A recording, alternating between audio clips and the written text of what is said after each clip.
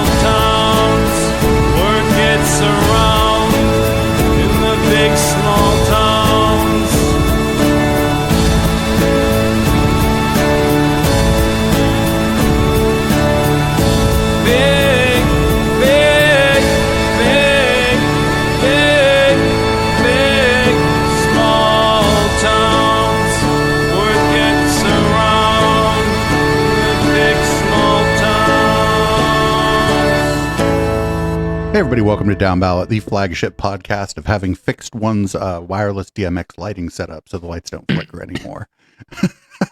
You can find this podcast on any of your favorite podcatchers and on the tubes of you if you would like to see us. The lights flickering maybe scared some people away.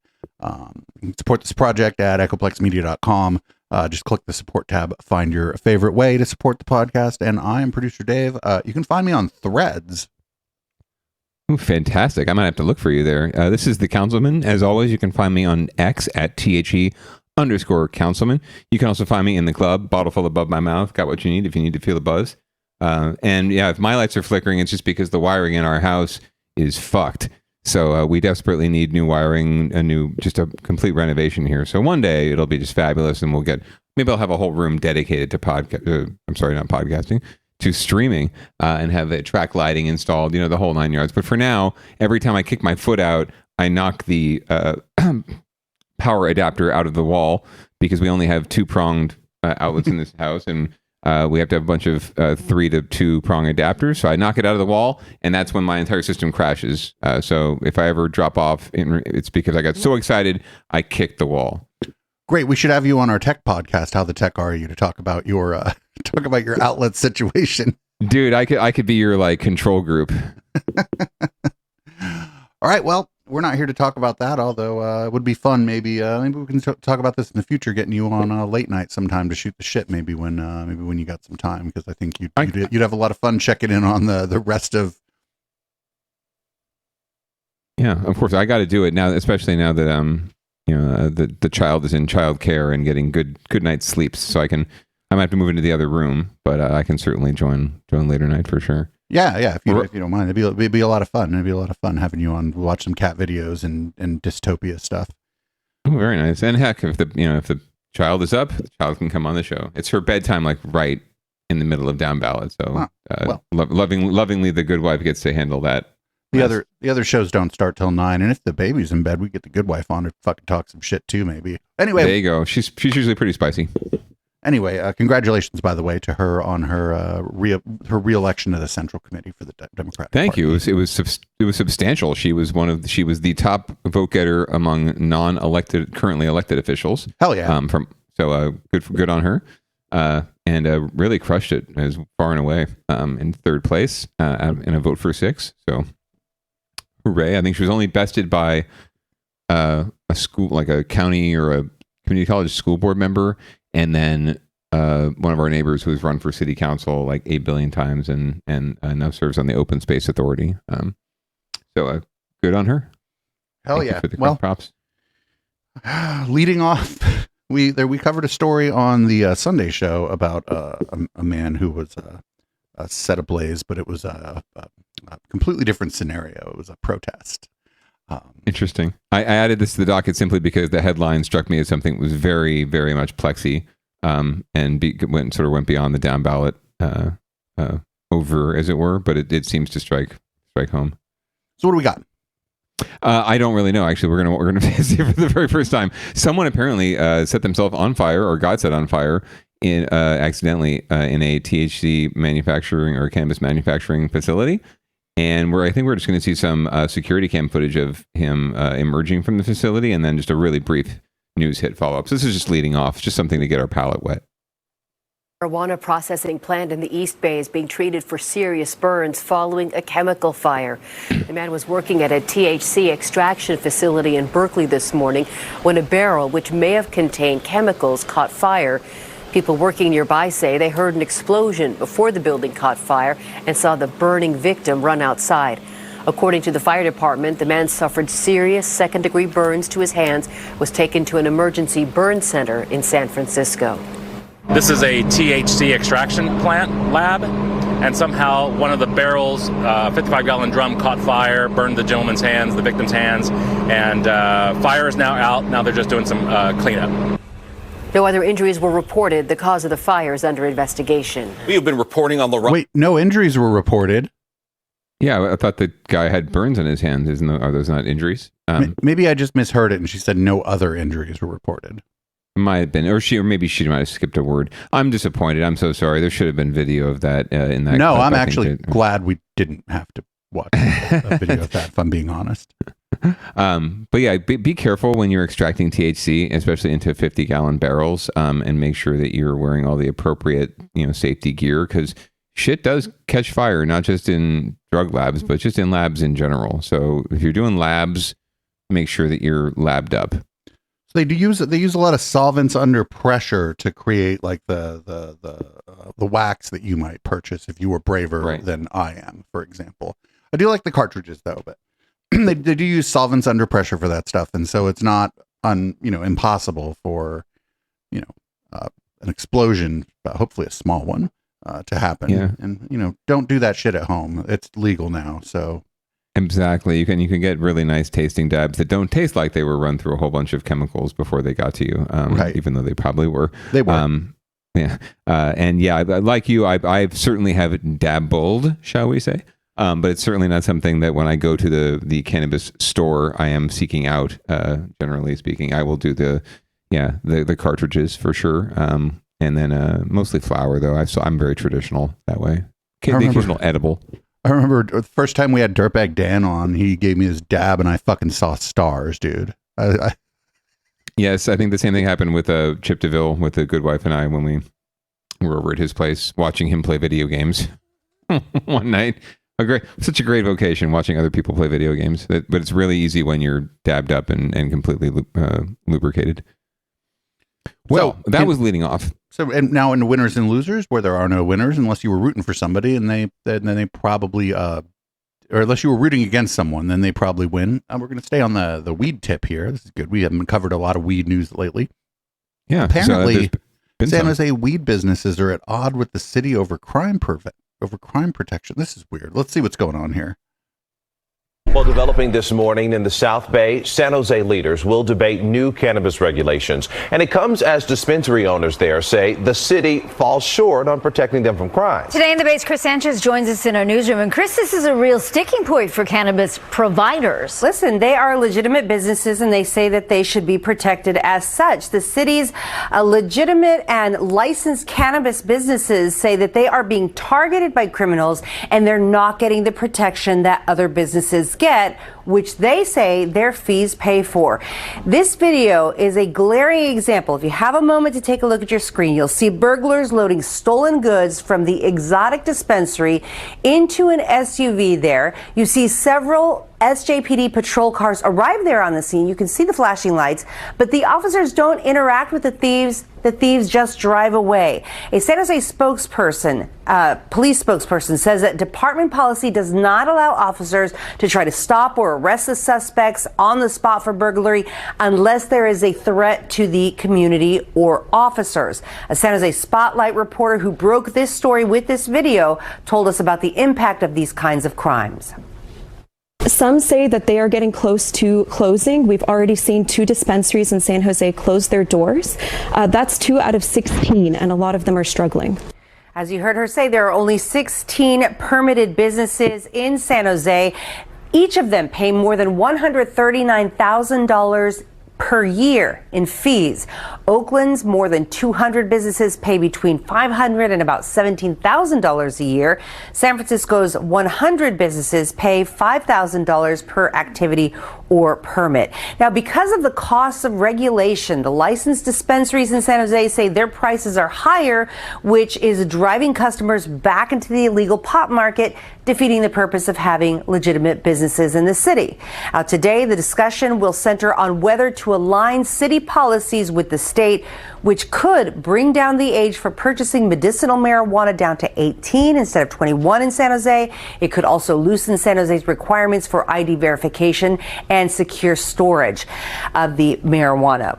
State requirements also require businesses to be monitored by an alarm company and require video surveillance to be stored longer, which could add even more to the business cost. Now, aligning with the state is the discussion today. Next month, the discussion will center on whether the San Jose police should be in charge of regulating retailers in the future. No. We have reached out to the organization that represents the legal dispensaries. We'll let you know what they have to say when they answer.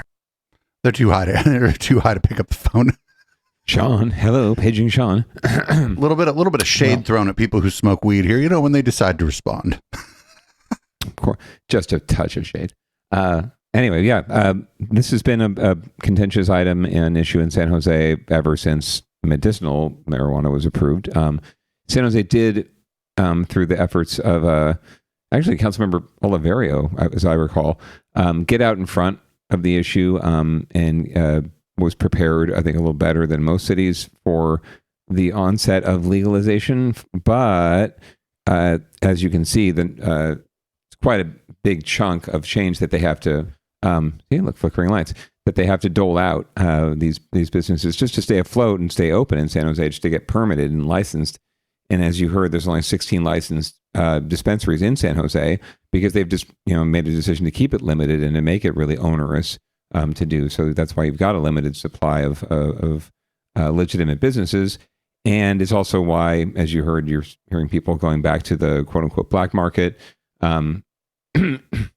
because they might be getting better costs there after all the taxes are added in. So I still shop at the dispensaries. I do note that it's a substantial amount I'm paying beyond the price of the goods I'm buying.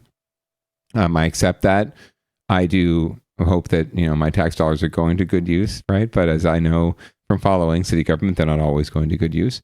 But regardless, it's money that the city does desperately need to balance their budget. So without that money, there would be a deeper hole in the city budget. But that's the city's problem. It's not for me, it's not a dispensary problem. It's a city problem. So the one thing that was interesting is like they need secure places to keep their product. Like, why would the city have to mandate that? You'd think that this stuff, because first of all, when they buy it, I think they pay some taxes on the front end. So if some of it gets stolen, it's probably going to be pretty hard to recover those taxes. So not only did you lose the product, you lost the taxes you paid on it. Yeah, but then you can't sell it. And so there's no, there's that regulation is dumb. I think that's like some save the children shit, right? Where, if you don't have it in a fucking, some fucking industrious kid's going to come break into your low quality safe. No, they're not. Yeah.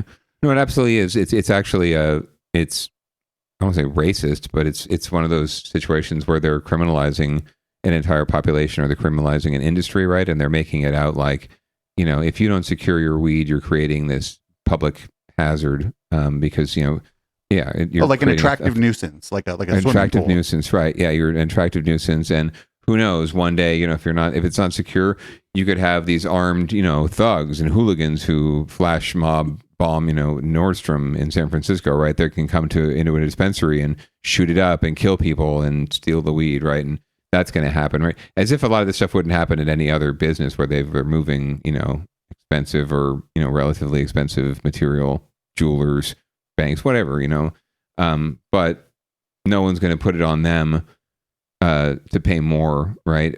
To exist, and no one's going to require them. Like they're not going to tell a bank like how to secure the money that's in their bank, right? I don't even think there are any regulations like that that the city at least has. So it's a little ridiculous to, I think, to require the regulations they put on them, in addition to all the tax money too, which is not helpful to their bottom line. So it's not a good scene. It needs to improve, but there's just not enough political will for it to improve, unfortunately. So a lot of it's going to come down, I think, to the cannabis industry, pushing, ballot measures and other kinds of lobbying efforts to change the law, without, relying on the council getting proactive in doing something. And the council doesn't want to do anything to help because they don't want to be seen as, pot friendly, even though it's all legal ostensibly now and legitimate, quote unquote, and should be acceptable behavior, at least as much as alcohol is, right? But it's not. It's still second class. It's still Schedule 1, right? It's still a narcotic, and it's still a just say no kind of mentality. And that's why you have all these regulations in the first place on this industry, is because people just flat out don't understand it. Most people who haven't been in it don't understand it. And from my perspective, frankly, our council could do with taking a big fat rip and chilling out and thinking things through a little bit more. But I don't know that any of them ever have. So unless people send me money during my streams specifically to purchase weed for delivery, I refuse to spend money on that shit. So I don't have a dog in this fight anyway. Like, I know enough fucking people that I don't remember the last time I bought weed with my own money. I think the last time I got weed delivered or paid for it, somebody in the chat, I was like, oh, I'm out of weed. They're like, you should get some delivered. I'm like, I ain't paying for that. And they're like, now you are. And they give me $100. I'm like, all right, cool. I guess I am. Game on. Again, and that's what's gonna, the fact that you can do that, and that you could, if you wanted to, like, if you wanted to buy it, you'd have plenty of other options there too, I'm sure, right? You wouldn't necessarily have to ring up Kaliva or MedMen or whoever else is out there now. I don't even know. I'm a celebrity in Reading. I could probably just go up there and leave with more weed than fits in my backpack. Oh, I sense a road trip coming. You gotta cut the councilman on that. I'd take Amtrak up there. You take Capitol Corridor up to Sacramento. That's probably a great trip, actually. I'll go. I'll help you. get rid of the product in case we're raided, you know. So we're going to move on anyway. We're going to move on over to San Francisco here with the next story. Apparently this $22 burrito doesn't have any weed in it. That's what I've heard, but I don't buy that. So that's sort of why it's the next story. I think there's something going on here that we're not privy to. The first thing you notice when you walk into La Vaca Birria is not the crowd of people or the colorful items on the wall. It's the smell of the food. When you walk in here, does it always smell this amazing? Yes, either like birria or charcoal. Tengo todos que van a ir saliendo ahorita. For the last 2 years, Ricardo Lopez has operated this spot built out of a former record store in the Mission. His vision has been to make the kind of food his aunts, uncles, and mother used to make, but kicked up a notch. The only problem is the price of nearly everything he uses to make his food has gone up, like onions, for example. Before COVID, they were like $9 a sack at Restaurant Depot. I used to pick them up. During COVID and after, it was $40. Right now, it's $80. And this is the signature burrito here. Nearly every ingredient that goes into it has doubled in cost, and that's the reason why the owner says so is its price. In fact, the latest consumer price index shows prices for food, gas, and housing all rose last month nationwide. To be fair, Lopez has also made a conscious decision to buy premium beef to make his birria, which is Mexican marinated beef, and he chooses not to buy any prepared foods from suppliers. Everything is made from scratch, with the exception of the tortillas, which he gets from a local shop. And all that effort is also reflected in the prices. The food, you make in your pueblo back, in Mexico, it's very labor intensive. And the only way you get that here is at these fine dining restaurants, doing everything from scratch. Hoy estamos bien. Judging from the lunch rush we saw, his decision not to skimp on ingredients or cut staff seems to be paying off. The customers we talked with say they've noticed the higher prices, but they're okay with that for now. If it just takes, us as consumers to pay a little bit more to support people's dreams and get, really good food back, then that's fine with me. And Lopez says he knows people can choose to go to the burrito shop a few doors down for a $9 option, which he says is good too. And for regulars who have decided to cut back, things are pricey and they're like, I can't come all the time. Are you okay with that? I have to be, What's he going to do, kill him? Or keep the price the same, don't make any money, and we close our doors at one point. In San Francisco, Sergio Quintana, NBC, Bay Area News. I got to try that $22 burrito. If people choose that over the fucking $11 burrito or the $9 burrito around the way, that must be one hell of a fucking burrito. I would hope so. I mean, I'm very, very much down with birria. And if he's doing the quality meats, that would make all the difference, honestly. The rest of the ingredients, more than likely, good, but it's probably the meat that makes it all come together, and that's probably one of the biggest drivers of the price too. For him, the cost and then the price for us. So yeah, maybe you and I can maybe split one. I go Dutch because I'm a little strapped these days. Yeah, me too. I stream for a living, friend. What do you think? Maybe the chat can kick us $22 or 44, and we could each get our own burrito like regular people. Or 144, and we can get some weed too to go with it. Yeah, chat seems to think that if you heard this burrito is amazing, dropping $22 on it, even if you just do it once to see how good it is. I mean, if it's like, we'll definitely take a video and post it for sure. We've got to gram that shit. So we're going to stay in San Francisco for our next story. San Francisco residents have just installed like a guerrilla land barrier. So damn lane barrier. I love it. This is great. This is sort of reminiscent. It's not the same. It's not the place you'd think where we were talking. We've been talking before about the barricades that the city put up to combat the shall we say the legal sex industry. This is something entirely different where a neighborhood has stepped up to do their own thing with traffic control. New this midday, a dangerous stretch of road in San Francisco is still unaddressed years after a deadly crash and promises for safety improvements. So now neighbors are taking road safety into their own hands. ABC 7 News reporter Ryan Curry has the latest from Franklin Street.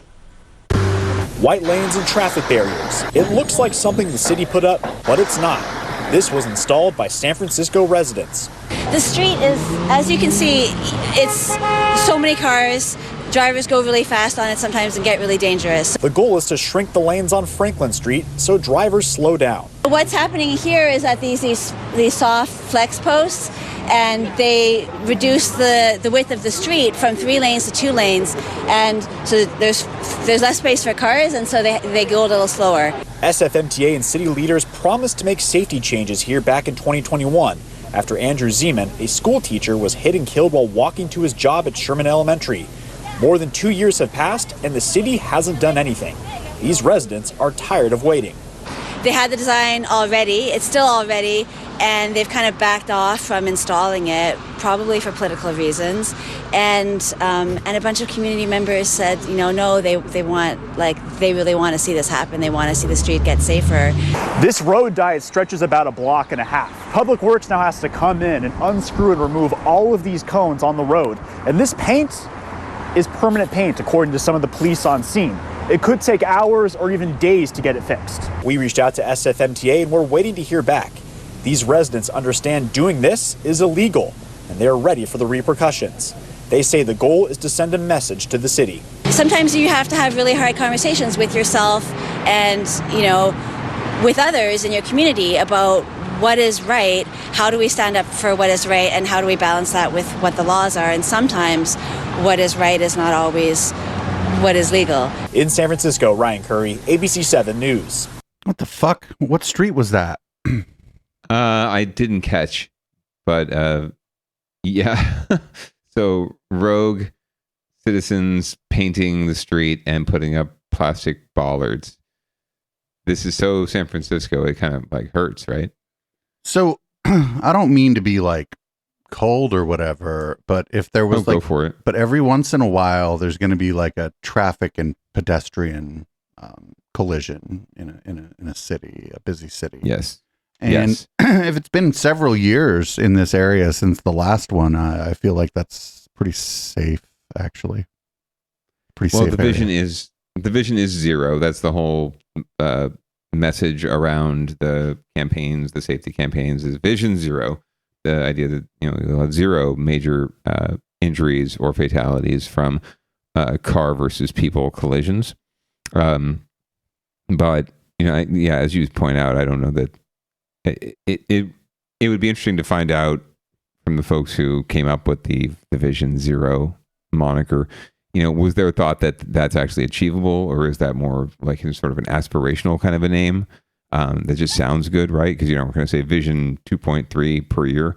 But I think you're right that in any kind of environment like we create in our cities these days, you're going to have pedestrian or people versus vehicle or automobile or train even collisions, and you're just going to have to deal with the repercussions of that. You can't protect everyone, and sometimes accidents are simply accidents or freak occurrences, shall we say, and not some sort of pattern of dangerous behavior or threat. Yeah, and I don't know. I wonder if these are the same people who would have freaked the fuck out if they were going to be we're going to make this 2 lanes now, but we're going to put a bike lane in. And one of the car lanes was these same people be the same ones that were freaking out. Right. I don't know. I mean, the concept they were touting, or at least the young lady was touting who was, standing in the street and talking about doing illegal things. Civil disobedience is what I think she was searching for. She strikes me, she was saying using the same language you use for those situations, the road diets, quote unquote, when you bring in the bike lanes as well. So I have a feeling she'd be on board, but at the same time, it seems like this is not so much about improving access for all types of travel, right, and travel options, but more protecting residents and neighbors, and maybe just slowing down traffic on their street because they just want it slowed down. So up next, this is great. This every once in a while we really cross the streams here. This is Crossing the Streams with our Cults and Satanic Panic show. I had no idea that there was apparently somebody died during an exorcism in San Jose. It was a number of years ago, by my recollection. Maybe not number, but because the pandemic's just thrown my memory completely for a loop. But it was at least couple years ago that this happened, I believe, and now the case is actually coming to trial after a while. But the news hit will probably tell you it a lot better than I could tell you on the backstory. But very interesting, and yes, very very much cults and satanic panic oriented. So I thought it was another great cross the streams moment. We start with a heartbreaking case involving a little girl. 3 people are accused of killing her during an exorcism-like ritual in San Jose. Today, the next step in this gut-wrenching case. NBC's Ian Cole was the only reporter in the courtroom. The 3-year-old's mother, uncle, and grandfather face felony charges of child abuse leading to death as prosecutors today began laying out evidence against them. Today, the preliminary hearing finally began in the case of a young girl killed in what police describe as an exorcism-like ritual back in 2021. She's only identified as Aurelie Doe. It happened inside a backyard church the family used to run. One of the lead investigators in the case took the stand to describe his interviews with the 3 defendants, seen here in video from past hearings. Cameras were not allowed in court today. He said the girl's mother, Claudia Hernandez, told him God had taken her child because Aurelie was possessed with a demon, adding that Claudia told the girl's uncle everything was going to be okay and we won't be found guilty for what we did, allegedly saying in that interview that she killed her daughter but did not mean to. The investigator also says the grandfather described how he held the girl tightly across his chest for 2 hours, saying the 3-year-old was acting like the girl in the movie The Exorcist. But the grandfather says it wasn't an exorcism, even though they were trying to rid her of being possessed. And none of the 3 tried any life-saving measures. Defense attorneys objected to certain lines of questioning, but will get their chance to cross-examine. The defendant's family was in court, but did not want to comment. Attorneys for all sides say they can't talk until it's over.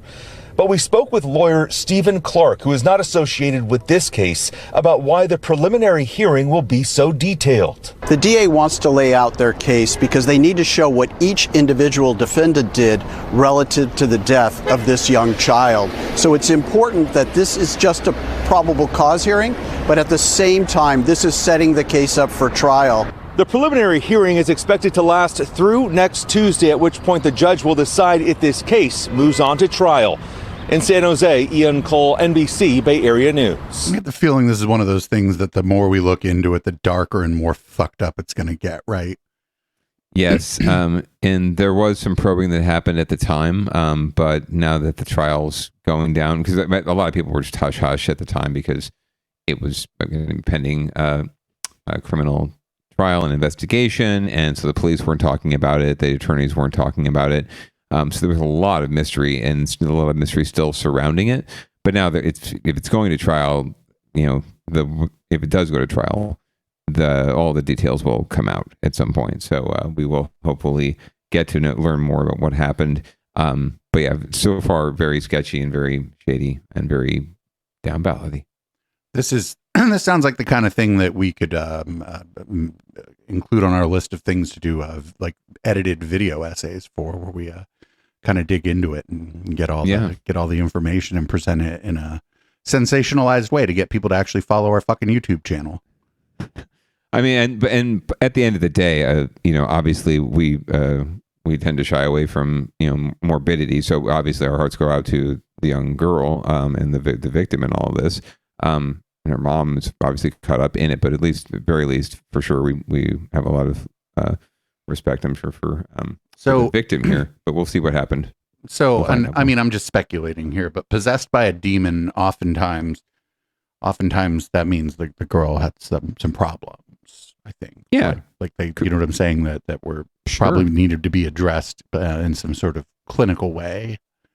Sure. Could have been spectrumy, could have been bipolar, schizophrenic, all sorts of possible answers.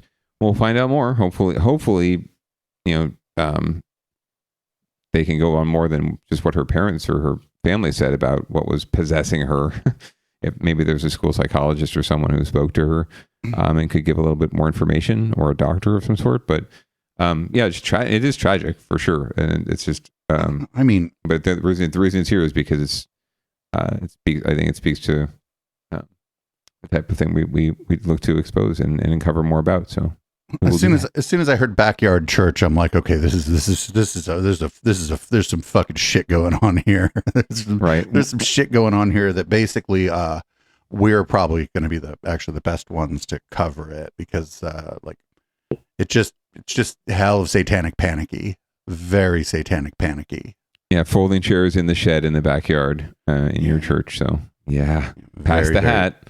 Very much like an episode of the X-Files. Anyway,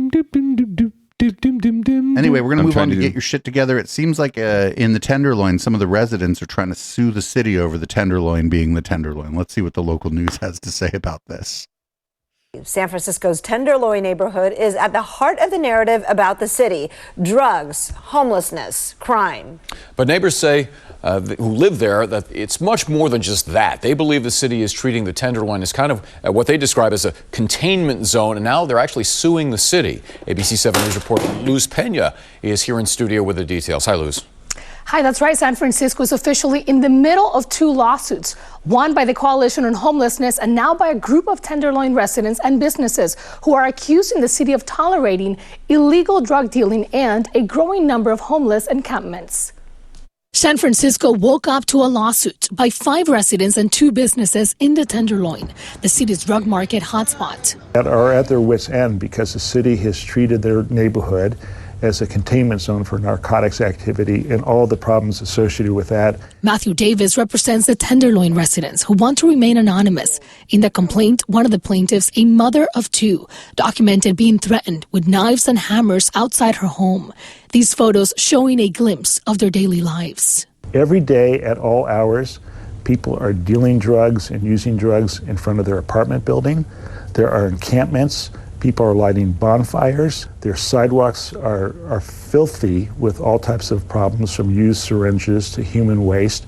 The Phoenix and Best Western hotels documented inaccessible sidewalks for gas and drug use throughout the area. The Phoenix hotel decided not to renew their lease next year. The business is down so much because of the conditions around their hotel. Randy Shaw, director of the Tenderloin Housing Clinic, is hoping this lawsuit leads to change in the area. We hope we get our constitutional rights protected, which has not been the case, and the people should not treat the Tenderloin as if, oh, you wanted to sell drugs, you can do it in the Tenderloin, but don't do it in Cow Hollow. In response to the lawsuit, in a statement, the city attorney's office said, in part, the city is making efforts to reduce crime, disrupt open-air drug markets, and address homelessness, all while complying with the preliminary injunction issued in the Coalition on Homelessness case. The mayor said they're seeing improvements in the Tenderloin at UN Plaza in the daytime, but at night it's still an issue. And we're going to continue to do everything we can to work as aggressively as we can to focus our resources and attention on the Tenderloin. We met Melvin Jr. in the neighborhood. He has lived in the Tenderloin for 20 years and was glad to hear that a group of residents are suing the city. He doesn't feel safe in the area anymore. It's horrible now. Just yesterday, someone pulled a knife on me while I was walking home from work for no apparent reason at all. And these residents and businesses are not seeking any financial compensation from the city. They just want the courts to intervene and help the Tenderloin. The city has about a month to respond to this lawsuit. Luz Pena, ABC 7 News. So, I don't know, there are probably many fans of The Wire in our audience. This reminds me of The Wire when they did you probably remember it, when Bunny put up the free zone. They called it Hamsterdam, where they took all the dope dealers and everybody and put them in like a zone that was like surrounded by the fucking police, and the only rule was no violence. And the police would not intervene otherwise. I think these people just watching The Wire too much. Probably. I mean, life imitates art, imitates life, right? Yeah, it's interesting to hear. It's like the residents who are filing the suit, I don't know if they necessarily can relate to the folks that are, living on their streets and their neighbors that are unhoused and doing the drugs. It sounds like they're more concerned about the fact that those folks are there and that there's more of them coming. They see as or they're being forced to come there or contained there, and all of that is seen to them as blight. That seems to be the perspective of the folks that filed the suit, right? But there's also plenty of folks that they spoke to and out there who were just sick of the city kind of leaving it alone, right, and letting it fester. Because it is it benefits the city to have, just like anyone, to have a foil, right? To have, especially if you're an elected official, it benefits anyone to have a foil or a counterpoint or an opponent or an enemy, right? That you can, always point to, the boogie monster. You can always point to and say that's the thing, right? I'm gonna clean that up, but you never actually do, right? And in fact, you might even perpetuate the problem, because then it's always a problem, right? Why do the Republicans can always just talk shit about the things that don't happen because they don't let them happen, right? They don't bring the bills forward, and so those things don't happen. And then later they say, well, Democrats don't want these things to happen. It's like, no, you don't even want to talk about them.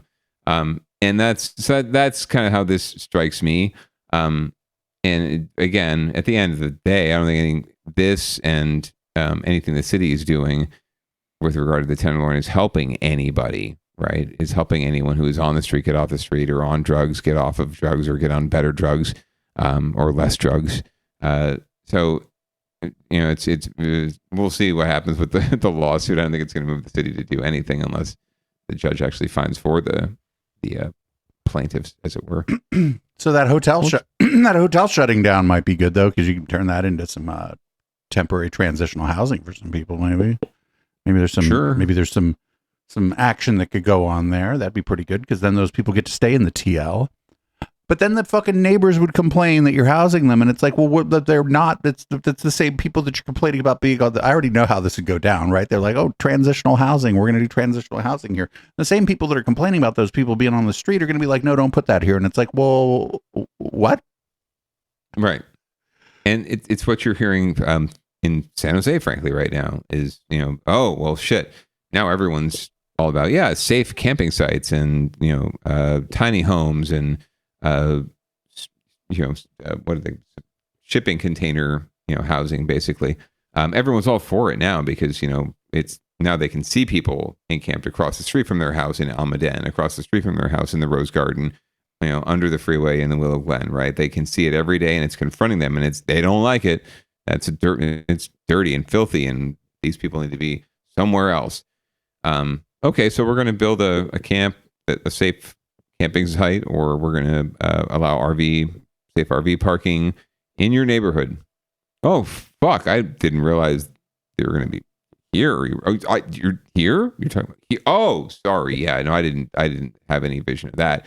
What about those guys over there? Like that neighborhood? Could you go over there with your it's crimes? It's crazy. This you're like you're saying, this isn't going to do anything to help anybody. These people are just frustrated, and that I could see that. I suppose, like, you'd see being frustrated with your neighborhood. Maybe some of it is like, my neighborhood is the butt of national jokes now, and I don't want it to be this way.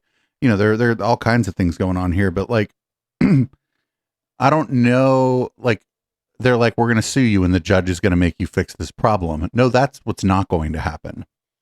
Right. Right. I mean, even if you won, or I just don't see how there's any sort of resolution here. And again, the city can do just what the city attorney, I mean, maybe the city attorney had anything to say, period, about this at the time, but they just pointed out, like, the city's doing everything they can on all these fronts and trying to improve, and just basically making the case before the case needs to be made that there's really no standing here. There's no meat to the case, because it really comes down to perception, frankly. When the city can point to like budget line items, paying for certain programs, and saying, we're addressing this, right? It may not be successful or as successful as you would like, but we're addressing it. And if they can prove that, then there's really no standing for you to go to court and say they're not doing it. But the court of public opinion is elections. So fucking run. Run for office. You don't like it? Run. Yeah, I just, this one just feels like the people who are struggling are like a prop in someone else's crusade. And I hate those situations the most. Oh man, dude, you just described, I think, half the clips and shows, or half the stories we have on this show, right? Constantly, especially because this is local, especially because these stories are going to fall through the cracks and generally get like one hit on the local news, right? And that's it. They won't cover it. We'll try and hunt it down, right?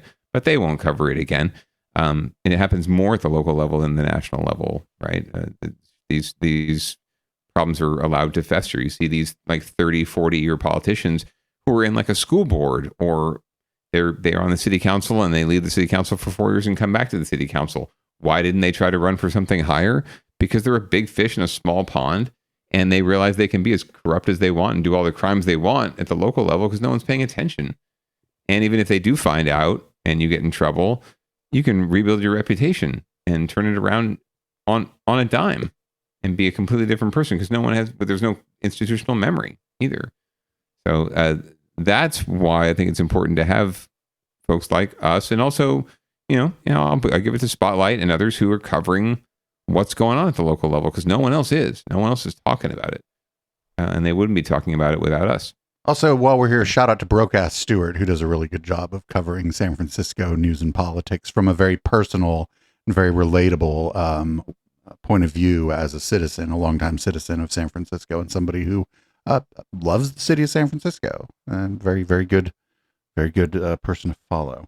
So we're going to move on to Down Ballot Watch, because there were some elections recently, and it looks like this is something where you're going to have to kind of carry this next one here. What's going on with the Alum Rock School District Board?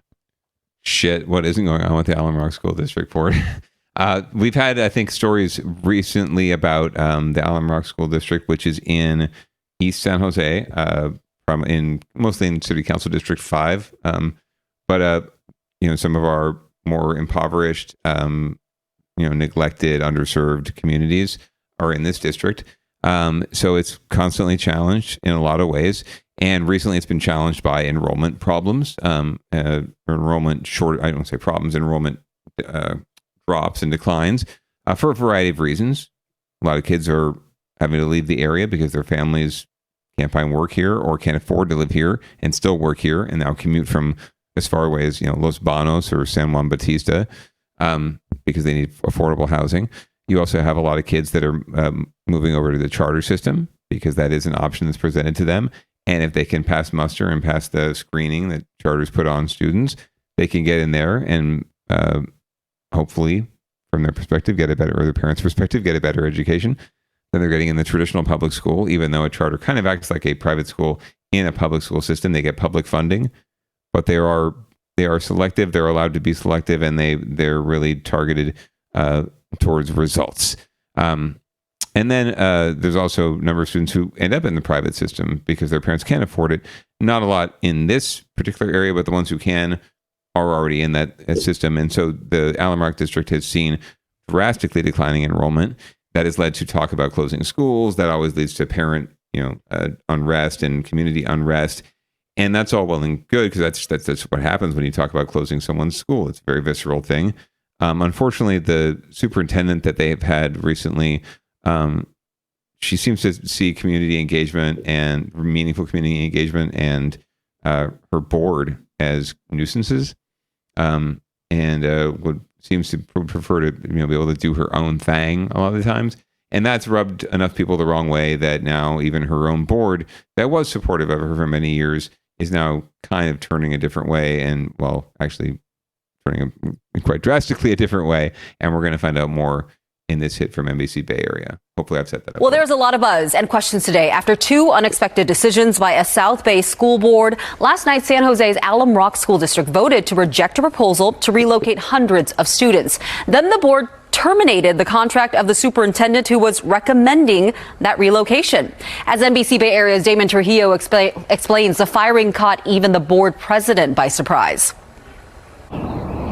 The news sent shockwaves throughout the Alum Rock School District. Parents and teachers in disbelief. The question they have is, now what?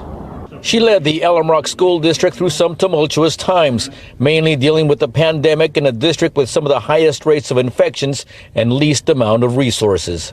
I feel she did a good job. But at last night's board meeting, to the surprise of many, the board voted 3-2 to terminate the contract of Superintendent Dr. Ilaria Bauer. When it's sudden decisions like this, it's when it's, for me personally, more tough. The board president says she was among those caught off guard by the decision. You were surprised by the motion? Absolutely. The decision was made the same night that the board voted against Dr. Bauer's recommendation to close the middle school at Aptitude Community Academy at Goss. No reason was given for the termination, only that Dr. Bauer will be given 10 days of leave.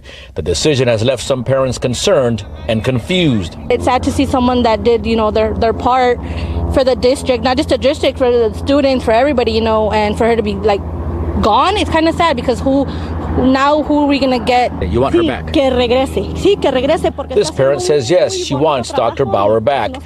In a statement, the Alum Rock Educators Association said this is quite a surprise, and Alum Rock Educators Association is taken aback by the timing of this board decision.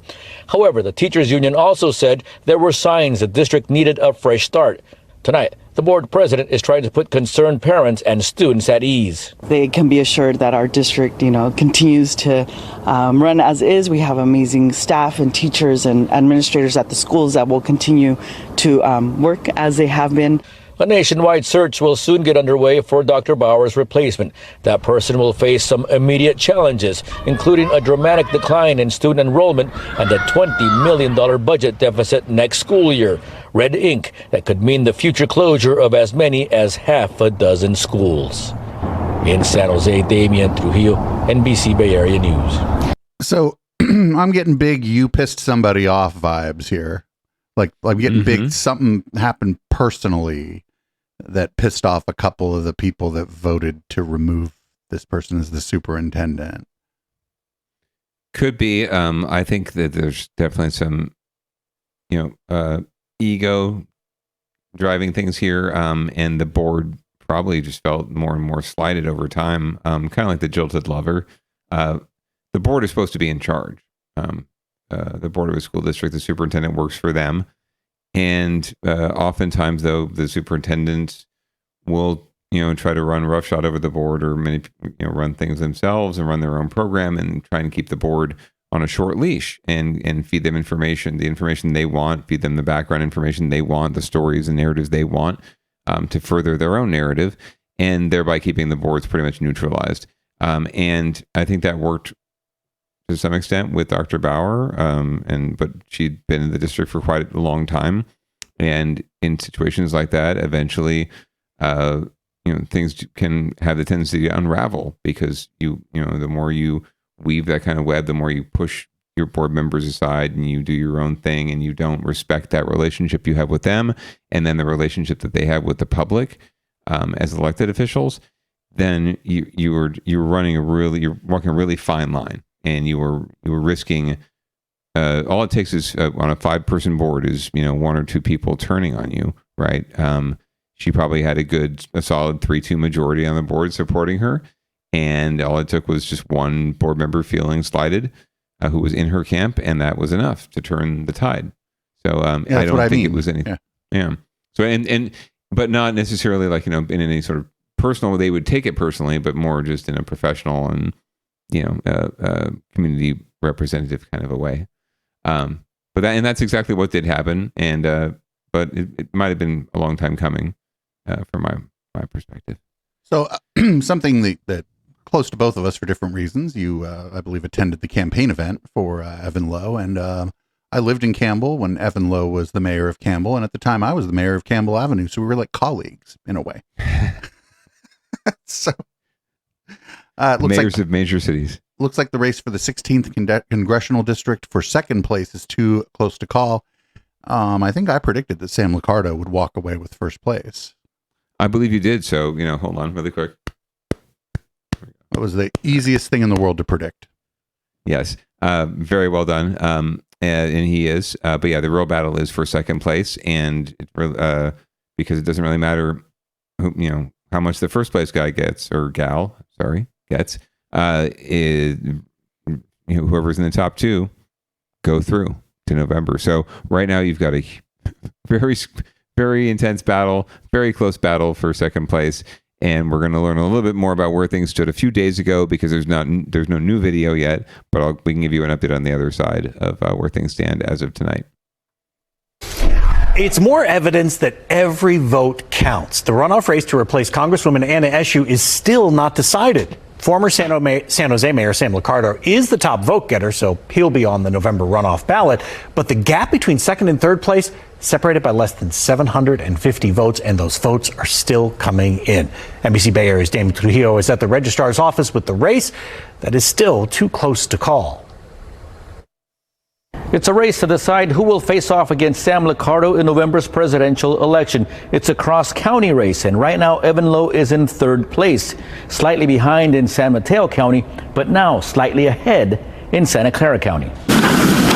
The elections workers are still at it, removing ballots from the envelopes, verifying signatures. And in this restricted room in San Jose, they're counting all the votes that are still coming in. The elections are not over. We're in our high peak time of making sure we get all the election results counted in time for certification. And it seems most everyone on the peninsula and in the South Bay is closely watching this race for second place in the 16th Congressional District.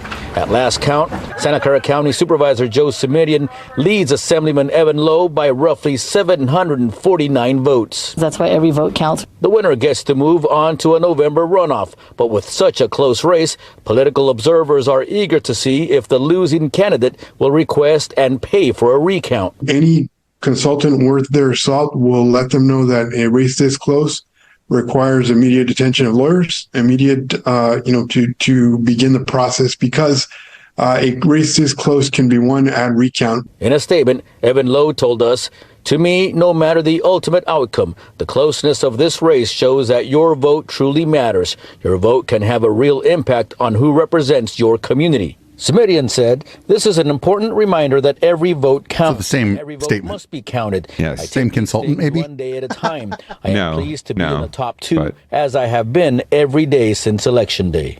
Meanwhile, the counting continues. We tend to see that folks who are more liberal tend to come out later, and so their votes tend to get processed later. So as we get down to the last ballots, we might continue to see that uptick. Ballots in Santa Clara County had to be postmarked by March 5th and can arrive no later than today. The county will certify its election results on April 2nd. Then we will see if the results are final or if the 16th congressional race goes into a recount. Damien Trujillo, NBC Bay Area News. So you said you have an update on this, and I see it in my notes here. There's a link to the current standings, as it were. So that was it from a few days back. Evan Lowe did manage to completely close the gap, and in fact went ahead in one count late last week by as much as 59 votes. The next day, it swung back the other way. Joe Simitian went ahead by 44 votes.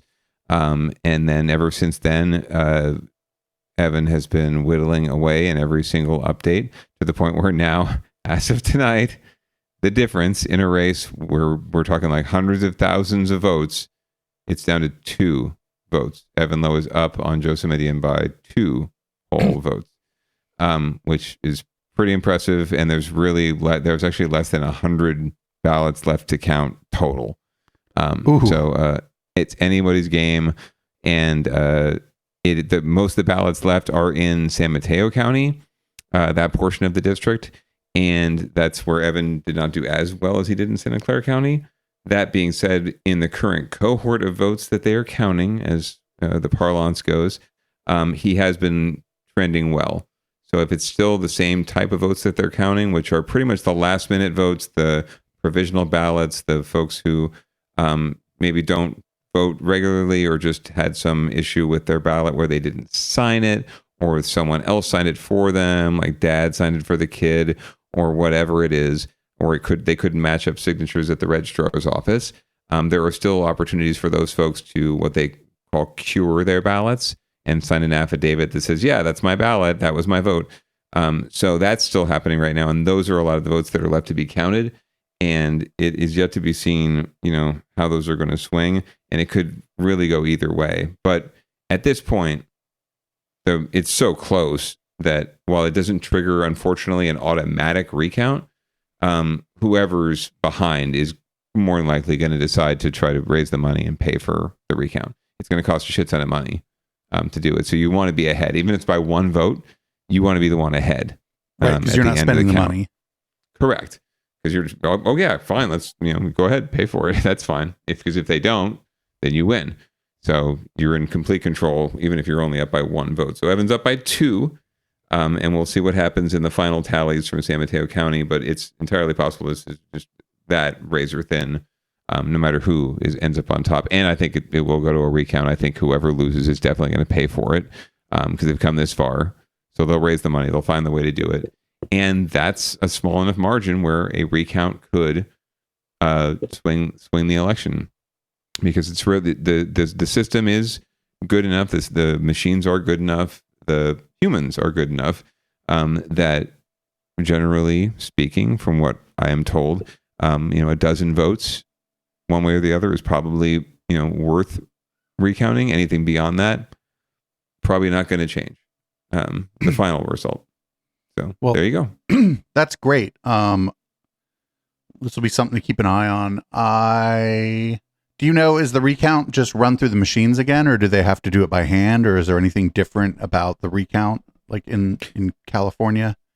My understanding is that they can, they have to run they run through the same process as as the ballot was originally, right? Gotcha. So, but they can run the machine count, but they still have to, now I guess now that they verified signatures, more than likely they can just run the ballots through the machine, and then do a spot check. They probably, I think they might have to do a percentage by hand. Oh yeah, right, yeah. just as a spot check. But yeah, they do run them through the machine. I guess the machine again. But it could be. Don't quote me. It could be that the recounter gets to decide like what kind of recount they want. Right? Maybe if they pay a little more, they can get an automatic, manual recount of all the ballots. Right, as opposed to a machine recount, because it would obviously cost a lot more in terms of time to count them by hand.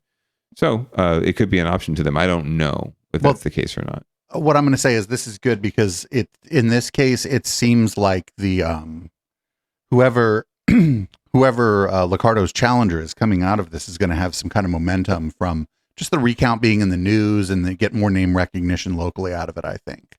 So yeah, absolutely. I think that it would certainly benefit Evan a lot, and the coverage is certainly benefiting him a lot because he had the most name ID to build in other parts of the district beyond like Campbell, right? And to some extent West San Jose, but mostly in Campbell. That was his base where people really knew him. Even though he's been in the assembly, his old assembly district and then the one that he was redistricted into really don't have much overlap at all with this congressional district. So he was, starting from scratch to some extent, except for Campbell. So Joe Simidian would have a little more name ID going in and is more of an establishment character and figure.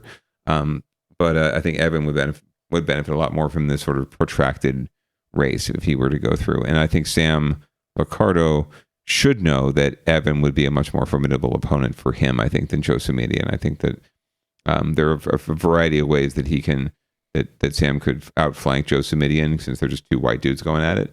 But there's a lot of ways there, paths to victory. I don't know that there are as many paths to victory against Evan, because Evan can outflank Sam in a lot of ways that Sam just can't counter.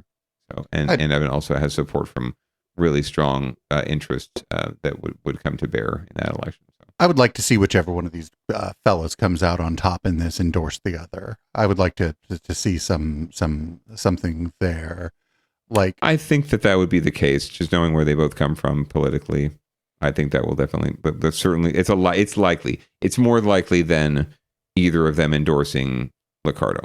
Let's just say that. Right. And I just think it would make the person who lost look real good, because it was so close. They could be like, this was so close. It was a great battle.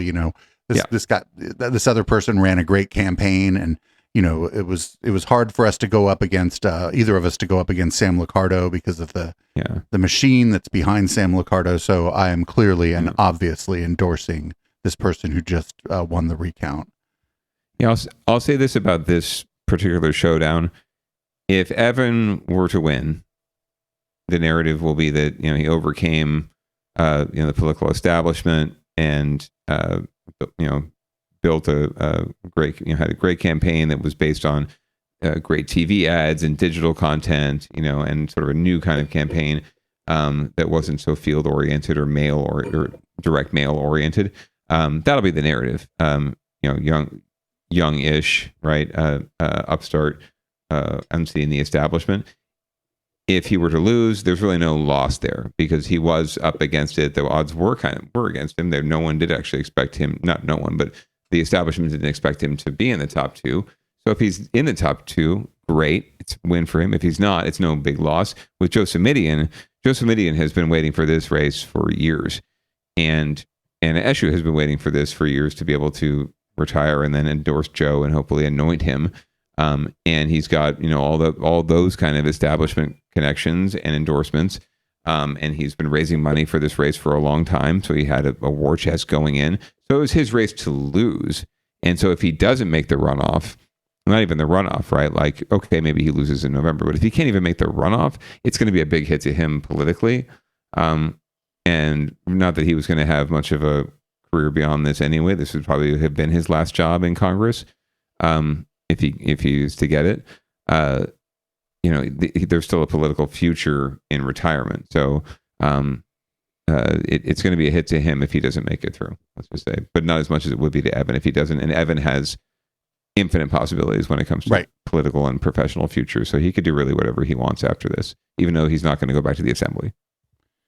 Okay, well, we're going to move on to another one that's fucking razor thin. It's Prop 1, and you and I came down on different sides of Prop 1, but for I'll say lukewarm reasons. There was no major disagreement. Yeah. Everybody was expecting a drag out last week between me and the councilman over Prop 1. Yeah, no, I think we each could have flipped a coin in terms of our final vote, right? Like, I think I completely see the pros of the measure, but the cons, for me, outweighed. So, but I mean, it was like fucking 51-49 for me as far as pros and cons.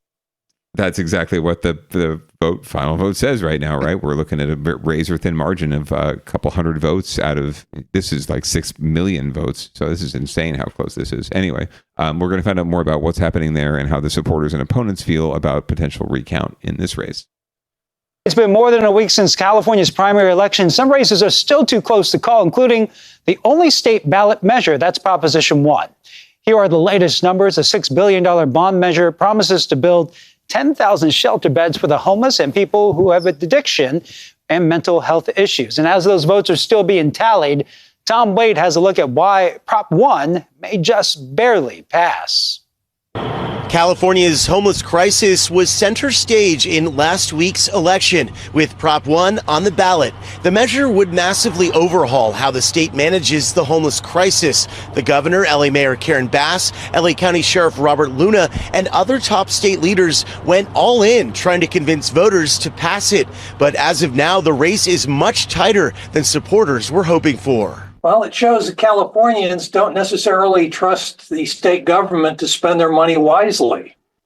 This doesn't involve an immediate expenditure of tax revenue, but it's billions of dollars in bond money, and voters understand that bond money eventually has to be repaid. The $6 billion bond promised 10,000 I had a Rudy Giuliani bumper sticker on his wall behind him. Shelter beds and services for the homeless and a haircut too, and drug addicted. Where's all this money already going if we're diverting it to the homeless problem? Tamara Eichelberger, a college professor, is among the millions who voted no on Prop 1. She's critical of Newsom's handling of the homeless crisis. It seems like we keep doing this over and over again and getting the same result, with money again being diverted to other things, where I feel like it should stay here in California and address some of our problems. A group of healthcare advocates opposed to Prop 1 said it would divert billions away from critical homeless programs that are already in place and create medical incarceration. But supporters like Veronica Lewis with Hopix, a nonprofit in South LA that helps find housing and treatment for the homeless, says Prop 1 includes tools needed to battle today's homeless crisis. So just think about if it was your loved one who had a severe mental illness and didn't have a place to get well and get services because they couldn't stabilize enough or couldn't be stationary enough to get those services, or one of your family members addicted to drugs and close to death because of it. This project, this program, and the reforms it'll bring and the shifting of some of the way that money is going to be used is literally saving lives. Political experts say since Newsom became the face of Prop 1, it may have helped motivate his opposition enough to almost overcome a massive disparity in funding. And what makes this actually a really interesting race is the overwhelming supply of money was on the yes side. A quick look at it's over 12 million, somewhere I think between about 12 and 15 million was spent to pass this thing. Virtually no money was raised on the no side. Well, it just ended randomly. Abruptly, yeah. It seems like I feel like the stories do tend to on the local news just end very abruptly, especially when it's KPIX. I don't know what it is. Anyway, well, yeah, it's very, very close. Razor thin. Razor thin being 20,000 votes or whatever it was, 2,000 votes out of 6 point whatever million. So there more than likely is going to be a recount here, provided those proponents or opponents who are spending all that money they were just talking about can raise some more. Because as you can imagine, recounting 6 million votes costs a little bit more than recounting 200,000. So yeah. If you notice the yes side, I think one of the reasons that a lot of people who didn't look into it might have voted no is just who they saw on the yes side, right? I bet this probably shakes out like a lot of things do on population density. Places in denser populations saw their elected leaders generally supporting this, and people in less dense populations did not see their local leaders supporting this. In fact, probably drove them to vote no when they saw they don't even care who it is. They're like, that's the Los Angeles mayor. Fuck the Los Angeles mayor. Are you able to share your screen by any chance? Because if anyone wants to look in the show notes, we can put it there. There's a link to the map in the comment that I have there. Yeah, of course. This show is a screen share show. There it is right there. So yes is green, red is no, and you can see, aside from some coastal counties up in Northern California, it's mostly urban, and then San Diego, of course, going red. It's mostly urban centers that are voting for this, right? And then the rural populations that are voting against it. So it does break down pretty much along those lines. That's how everything. That's how statewide propositions tend to break down in California. They can. It used to be there was a certain northern southern divide. Northern being more progressive, liberal, whatever you want to call it, democratic, and then southern being more red, conservative. But yeah, it has shifted completely to where cities and urban centers are the progressive hotbeds, and then it's the rural areas that are the red zones. Now we're going to move on to Recall Watch. They're trying to recall the DA in Alameda County. Me being in southern Alameda County, almost into Santa Clara County, watching the people try to collect signatures was pretty funny, because they're like, we need to recall the county DA, and the most common response was, who is the Alameda County DA? And what did they do to you? Right. So if you really enjoy, if you think it's funny so far, this story, I'll just let it run, is going to make you just laugh here until your giggles go home.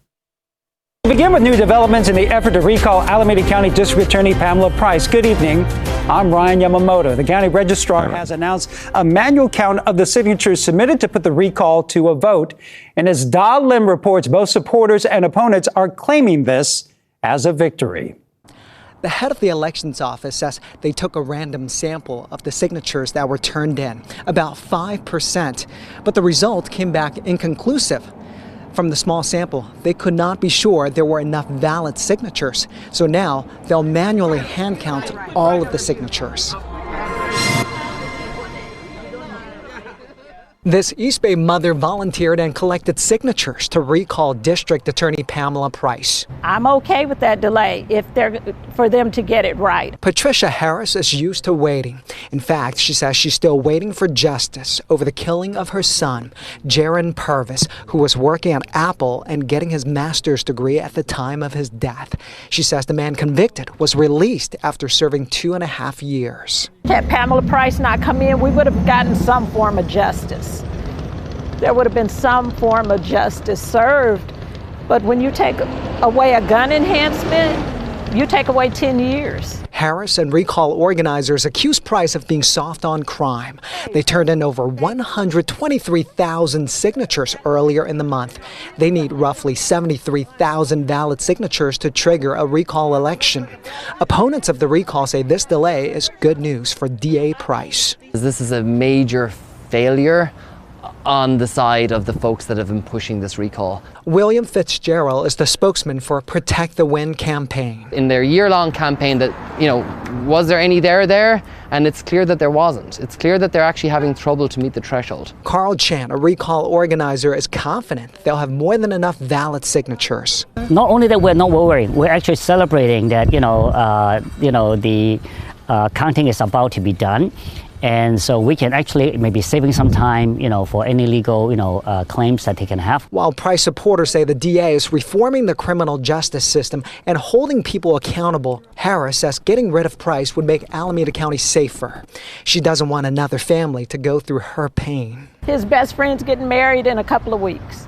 So we'll go to that, but we'll never see him get married. We'll never have grandkids by him. And that hurts. The elections office has already started the counting process. They have 30 days. We should know the result by mid-April. And the Price campaign is also demanding that the Secretary of State investigate the signatures over claims of fraudulent and deceptive collection efforts. In the March 5th primary, Alameda County voters passed a measure to reform how the city handles recall elections. Measure B will bring the process in line with state guidelines. It would eliminate the requirement that signature gatherers live in the county and changes the threshold needed to get a recall on the ballot. So this process is actually like dumb. Like signature collecting is dumb. I have to with a pen, while I'm on my way out of fucking Safeway, fit my full name, my address, and other information on this fucking sheet of paper that's on a clipboard. In this tiny little space. Yeah. It's a mess. It's a complete mess. And then they have to go back, and what happens is you submit these things. You have to submit the petitions in the county where you collected them. You can only have collected signatures from residents of that county. And then what they do at the registrar is someone sits there or a computer at least scans the signature on those petitions, matches it or tries to match it to the signature that's on file from their voter registration. And, if it doesn't match for whatever reason, spits it out, doesn't count it. But in this case, what happens is when you get the initial submission of signatures, it's pretty standard practice. The registrar or the clerk will take a random sample of, in this case, 5% of the signatures and try to validate them. And if you can't validate, they need a certain number of signatures, right? So if they can't validate enough out of that sample to say that, you're going to hit that threshold, then they have to do a manual count of every single one. And that's not good news for I don't care what the proponents say, that's not good news for them. It's definitely not good news. You want to just be able to pass on the initial inspection, because this raises the question that, maybe they did have a lot of fraudulent practices. Maybe there are a lot of bad signatures, and maybe they're not going to qualify at the end of the day. So I'd be quaking in my boots if I were them, especially if they spent a bunch of money to pay these people that you probably saw outside of Target or wherever, collecting signatures, right? They probably spent a ton of money on this. If it doesn't come through, they're going to have a lot of people to answer to who gave them money. Just to get it on the ballot, right? They don't even get it on the ballot.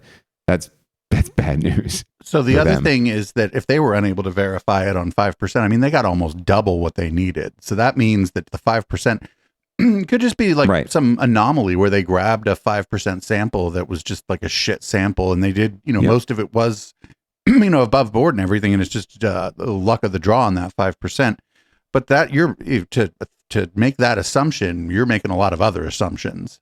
You almost have to assume a conspiracy against you, right? That they chose a bad sample on purpose or something, because just randomly pulling 5%, you're probably going to get something that closely approximates the other 95%.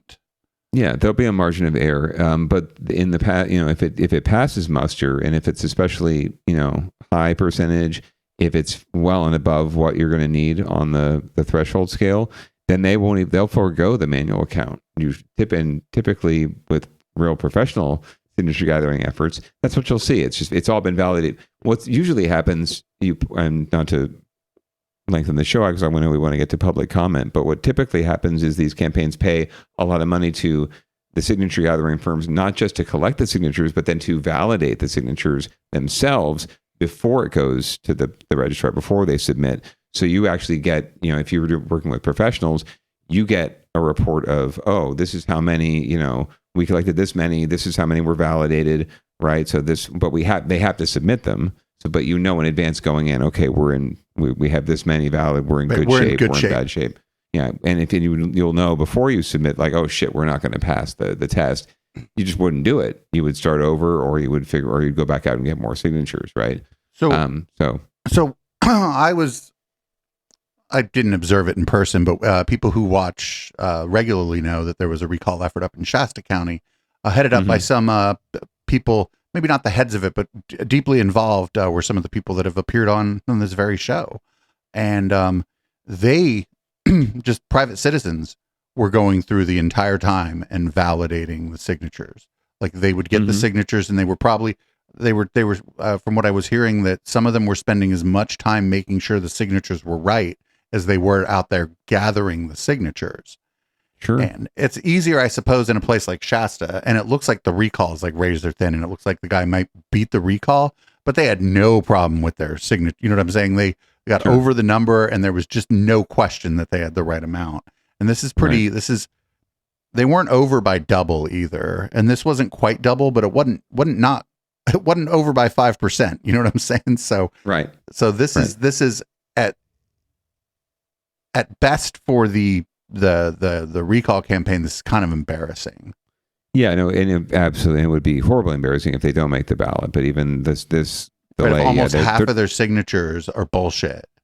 Yeah, they're spinning it now, and they have to, because they've gone this far, right? And if they do voter fraud, wouldn't it be crazy, like sort of poetic justice, that the DA's office goes after them for engaging in voter fraud? There's usually not a whole lot of fraud when it comes to these things. Signatures or voting, like, Mickey Mouse doesn't vote, right? Because Mickey Mouse can get registered, and anyone can fill out a registration form, but Mickey Mouse still has to turn up to vote or cast a ballot and sign it. And even in these situations, it's usually not so much fraudulent as it is. It's just they don't live in the state, or they're not from here, or they're not registered to vote. Right? They're just not eligible to sign a petition. A lot of the times, that's usually what it is. So it's not so much fraudulent, like they made up shit and said Tony Romo signed my petition. Not that he would, but I'm not saying it's likely. I'm just saying that if there was some, there's probably some for sure. If there was some real bad shit going on in the group of people collecting the signatures, where they were like encouraged to, maybe try to fudge the numbers in the hopes that nobody would notice or whatever, it'd be really poetic justice if the same DA, the office of the same DA they tried to recall, ends up going after somebody in their organization.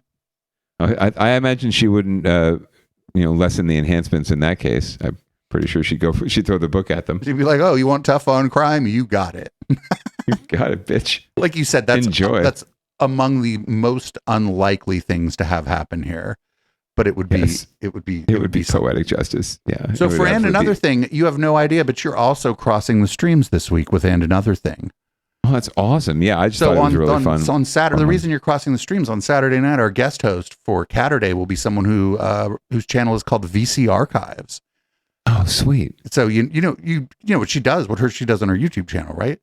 Clearly, just watches old VHS tapes, or she tries to archives them.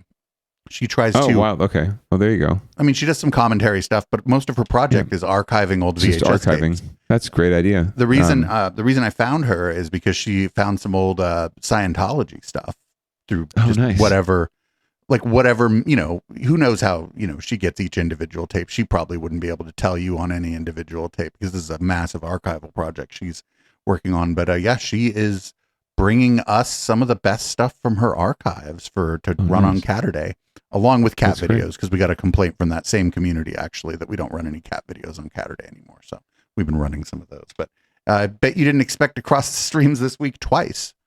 Hey, more power to us. It's just it's beauty of Echoplex Media. We're all in this together. It's all the same potato. There you go. So this story is from it's from the local news, and this is she's not alone in this. This is a kind of a growing thing happening on places, specifically particularly like YouTube, is people finding and archiving old VHS stuff.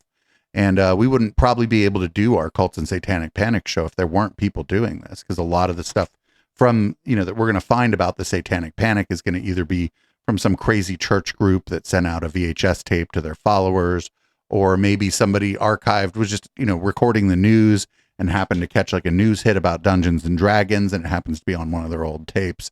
Somebody found it and is archiving it. So this is a pretty cool. And I wonder what the news is going to say about this. I wonder if they're going to try to like say that this is bad. I think they're probably just going to think it's neat, but who knows? I love it. So I'm hoping that they will treat it the same way, lovingly. And it's another thing. So hopefully it's uplifting. Well, let's take you back in time. After the introduction of DVD delivery and streaming video, the number of U.S. video rental stores went from about 15,000 in the mid-'80s to 15. To about 2,000 in 2017. Yeah, Dina Demetrius shows us how a growing number of people are rewinding to VHS these days. It's tangible. It's in your hands. Welcome back to the future. It's the return of the VHS tape.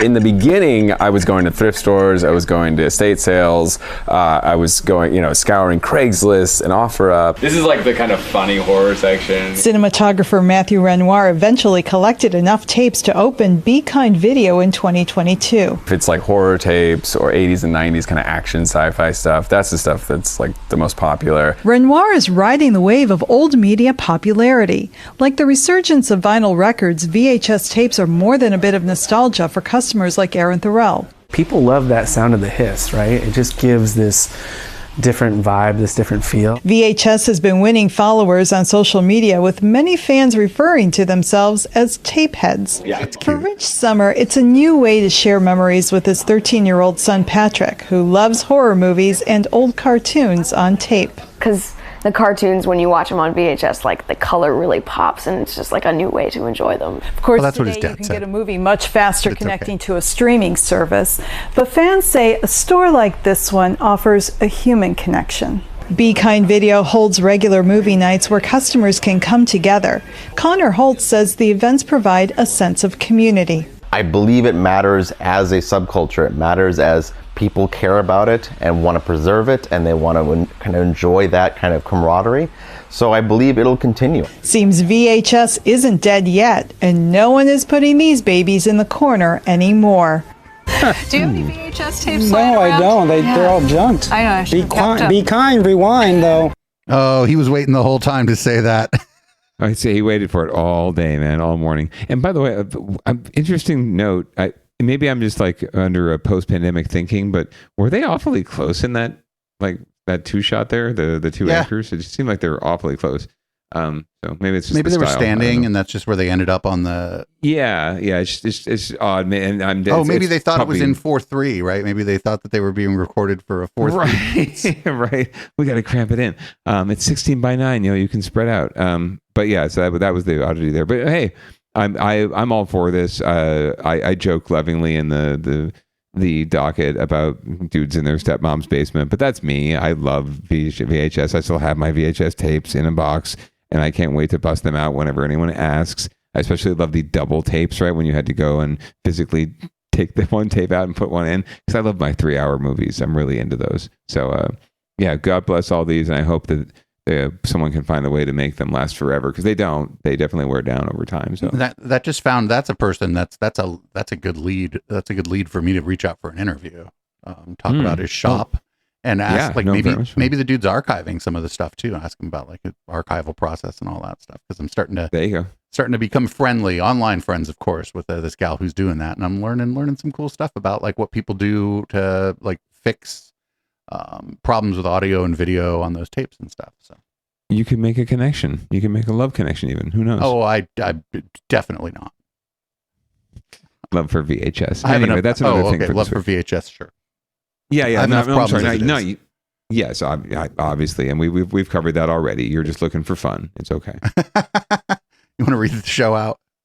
Oh, fine, if you insist. Well, thanks so much, Producer Dave, for another fabulous week on Down Ballot. We do this every week, 7:30 Pacific, right here on Twitch.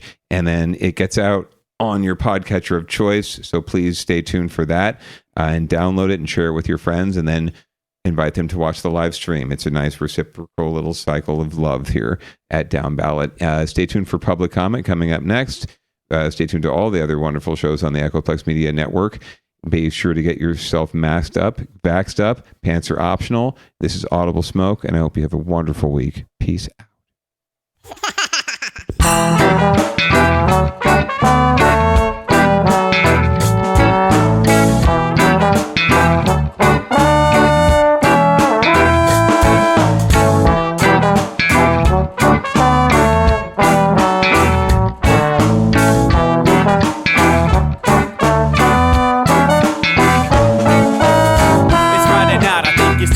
get the party started. Pick up my phone just to check and see who's calling. Dress up real nice for the ladies at the bar, and I'm driving in my car just to get to where they are. Here at the local scene is where I plant my feet. It's where I smoke my cigarette and I hold my drink. I look at all my friends, they're all blazing greens. Here at the front of the stage, waiting for MTV. Where are those guys who's standing next to me with a pipe in his hand, ready to blaze for me? About 5 minutes later, we're all singing Queen. I get the fuck up on stage, man, rock the scene. Yeah, we do what we want, and what we want is to jam. So sit back and enjoy the band. We do what we want, and what we want is to jam. So sit back and enjoy the band. Enjoy that band. I turn and head back to the bar for a refill, man, because you know where we are. We're headed out to the car to smoke another one and another one. Now just when the magic starts kicking in, I hear relapse playing, you know it's time to head in. Alright everybody, now it's time to grab a new drink. Spark it if you got it and then pass it to me. Yeah, we do what we want, and what we want is to jam. So sit back and enjoy the band. We do what we want to do, and what we want is to jam. So sit back and enjoy the band.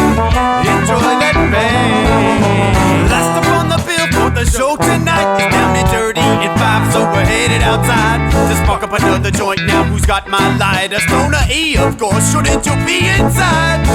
I'm all up in this bitch, being who I gotta be. I'm fucked up like the U.S. economy. The truth is that I don't think logically. Stoner E take you on a psychedelic odyssey. Now inside motherfuckers is rockin' me, and outside shit we smoke a lot of broccoli. Rocky the roller, yo, that sexy girl be jockin' me. Ain't too drunk to fuck, but I'll probably do it sloppily.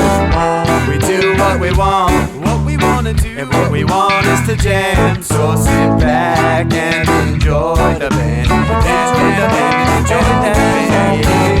We do what we want to do, and what we want is to jam. So sit back and enjoy the band. Molly say that he like jamming, and he hope he like jamming too. Well, I gotta say, thank you, Bob, we do. Yes, I gotta say, thank you, Bob, we do. Well, Bob Marley said that he like jamming, and he hope he like jamming too. Well, I gotta say, thank you, Bob, we do. Yes, I gotta say, thank you, Bob, we do. Yeah, we do what we want, and what we want is to jam. So sit back and enjoy the band. We do what we want, and what we want to do, what we want is to jam. So sit back and enjoy the band. Enjoy that band. We do what we want to do, what we want is to jam. So sit back and enjoy the band. Enjoy that band. We do what we want, and what we want is to jam. So sit